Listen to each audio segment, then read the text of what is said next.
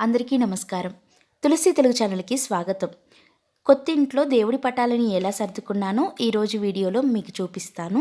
ఇప్పుడు మనం ఉండే ఇంట్లో దేవుడి కోసం ప్రత్యేకంగా గది కానీ, సెల్ఫ్ కానీ లేదండి. చెక్క మందిరాలను తెచ్చుకోవాలి. చెక్క మందిరం తెచ్చుకోవడానికి నాకు టైం పట్టుద్ది. అప్పటి వరకు చిన్న టేబుల్ ఉంటే దానిని దేవుడి పటాలను పెట్టడానికి వాడుతున్నాను. అన్నీ వెంటనే మనకు రావాలంటే రావు కదా! కాస్త అడ్జస్ట్ అవ్వాలి. కొంచెం టైం పట్టుద్ది నేను చెక్క మందిరం తెచ్చుకోవడానికి. ఈ టేబుల్‌ని పసుపు నీటితో శుభ్రంగా కడిగి ఉంచాను.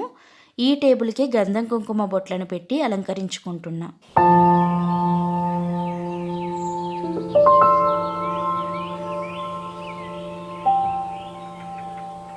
ఒక చిన్న గిన్నె తీసుకొని అందులో కొన్ని నీళ్ళను తీసుకొని ఈ నీళ్ళలో కొద్దిగా పసుపు కుంకుమను వేస్తున్నాను. ఈ పసుపు కుంకుమ కలిపిన నీళ్ళతోటి నేను దేవుడి పటాలను తుడుస్తాను. దేవుని పటాలను తుడవడానికి ఉపయోగించేటువంటి గిన్నెను కానీ, దేవునికి నైవేద్యం సమర్పించడానికి వండేటువంటి గిన్నెను కానీ నేను ప్రత్యేకంగా వేరే దగ్గర ఉంచుతానండి. అంటే ఈ గిన్నెలను నేను రోజువారీ వంటకు అస్సలు ఉపయోగించను. కేవలం ఇవి దేవునికి నైవేద్యం సమర్పించడానికి ఒక గిన్నెను, దేవుని పటాలను తుడవడానికి ఉపయోగించేటువంటి ఒక గిన్నెను ఇలా ప్రత్యేకంగా ఉంచుతాను. దేవుడి పటాలను తుడిచిన తర్వాత ఈ నీటిని నేను చెట్టు మొదలలో పోస్తానండి. అంటే తులసి చెట్టుకు పొయ్యకూడదు. తులసి చెట్టును మనం పూజిస్తాం కదా! తులసి చెట్టు కాకుండా గులాబీ చెట్టు కానీ, మందార చెట్టు కానీ, చామంతి చెట్టు కానీ ఇలా ఈ చెట్టు మొదలలో ఈ నీళ్లను పొయ్యవచ్చు. దేవుడి పటాలను తుడిచేటువంటి ఈ క్లాత్‌ను కూడా నేను సెపరేట్‌గా ఉంచుతానండి. ఇప్పుడు దేవుని పటాలను తుడిచిన తర్వాత ఈ క్లాత్‌ని చక్కగా చేతితో పిండేసి ఆరిన తర్వాత మనము పసుపు కుంకుమలు దాచే బాక్స్ ఉంటుంది కదా! ఈ బాక్స్‌లో మడత పెట్టేసి ఉంచుతాను. ఎప్పుడైనా సరే అండి, దేవుడి పటాలకు కానీ, విగ్రహాలకు కానీ మనం ముందు పెట్టినటువంటి గంధం కుంకుమ బొట్లను శుభ్రంగా తుడిచిన తర్వాత మళ్ళీ గంధం కుంకుమతో బొట్టును పెట్టాలి. కొంతమందికి తెలియకనో లేక పని ఎక్కువగా ఉండడం వలనో ముందు పెట్టిన బొట్టు సరిగా శుభ్రం చేయకుండానే మళ్ళీ గంధం కుంకుమతో బొట్టును పెడతారు. అలా అస్సలు చేయకూడదు. పటాలను కానీ విగ్రహాలను కానీ శుభ్రంగా గంధం కుంకుమ బొట్టు పోయే విధంగా శుభ్రం చేసి మళ్ళీ గంధం కుంకుమతో బొట్టును పెట్టాలి.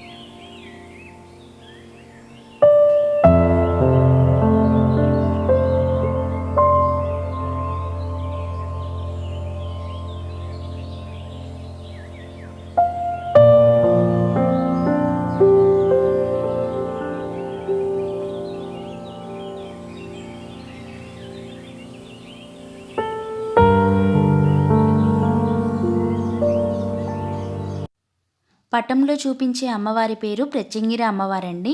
అమ్మవారి పూజను 108 రోజులు చేయాల్సి ఉంటుంది. నేను అమ్మవారి పూజ చేస్తున్నాను. అమ్మవారి పూజ ఎలా చేయాలి, అమ్మవారికి సంబంధించినటువంటి మంత్రాలు, నియమనిష్టల గురించి పూర్తి వివరంగా వీడియో చేస్తాను. నాకు అమ్మవారి పూజ మొదలుపెట్టిన మొదటి రోజే చాలా మంచి జరిగింది. మీకు తప్పకుండా అమ్మవారి పూజ గురించి వివరంగా చెప్తాను.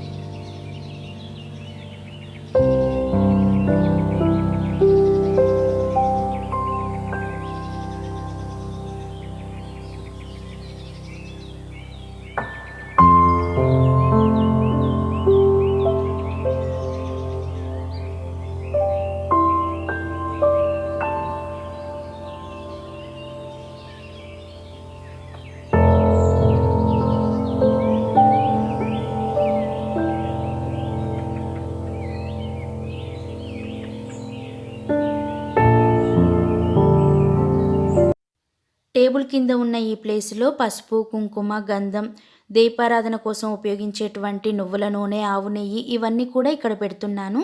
ఈ బాక్స్లో పసుపు కొమ్మలు, గోమతి చక్రాలు, గవ్వలు, ఖర్జూరాలు ఇవన్నీ కూడా ఈ బాక్స్లో ఉన్నాయి.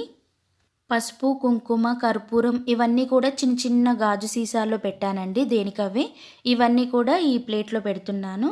దేవునికి నైవేద్యంగా బెల్లాన్ని కూడా తురిమి పెట్టుకున్నాను. అలాగే కండ చక్కెరను కూడా ఒక చిన్న సీసాలో నింపి పెట్టుకున్నాను.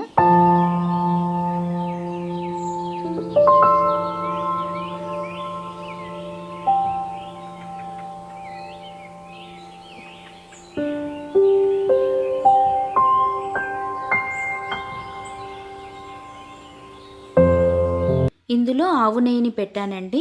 ఇలాంటిదే ఇంకొకటి కూడా తీసుకొని ఇందులో నిత్య దీపారాధన కోసం ఉపయోగించేటువంటి నువ్వుల నూనెను కూడా ఇందులో నింపి పెట్టుకుంటున్నాను.